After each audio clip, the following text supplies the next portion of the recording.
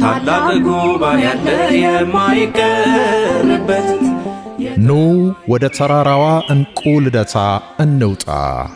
በልቧም ነው ክሩን ባንገቱ ያሰረ በየካ ተራራ ላይ ከቀበናና ቤላ መሃል የምትገኘው ከአዲስ አበባ ሰማይ ስር ያለ ሕዝቧን አብዝታ የምትባርከው ምስራቃዊቷ የደብረ ዕንቁ ልደታ ለማርያም ቤተክርስቲያን ከተመሰረተች እነሆ 32 ዓመት ሞላት።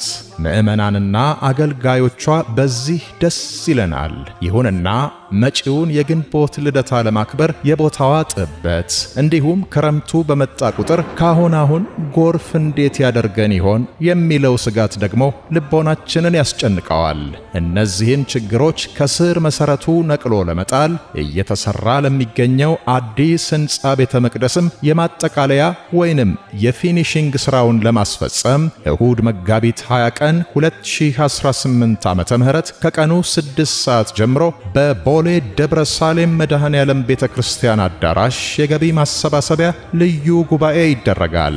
የዕንቁ ልደታ ወዳጆች ብፁዓን ሊቃነ ጳጳሳት፣ መምህራን፣ ዲያቆናትና ዘማሪያን እንዲሁም የኪነ ጥበብ ባለሙያዎች በዝማሬ በግጥምና መርሃ ግብሩን በመምራት ይህን ታላቅ ጉባኤ ለማከናወን ተዘጋጅተው ይጠብቋችኋል።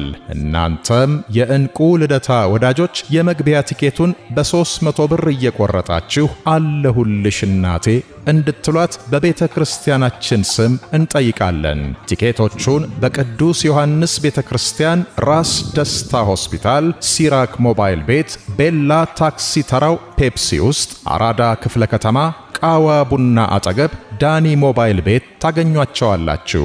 ኑ እንደ እግዚአብሔር ፈቃድ የዕንቁ ልደታን ሕንጻ ቤተክርስቲያን ግንባታ ፈጽመን በልደቷ እናስገባት ወደ ቤቷ።